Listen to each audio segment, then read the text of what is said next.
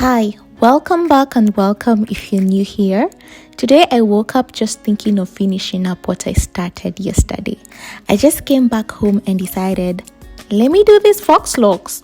I thought it was so hard to install these locks, but once I got the hang of it, I was so happy. I didn't follow a routine. When I was doing the mini braids, I was so afraid that these braids won't even be enough. I actually ordered these Faux Locs from Shein. Besides that, I ordered Mali Twist, which I used on the Faux Locs. To me, having to learn how to do my hair is a form of self-love. I have the freedom to decide to have it however I want it. This was my first time attempting to do these braids, and I am so happy to say that I'm glad I tried it. They are so long. I was thinking of cutting them short,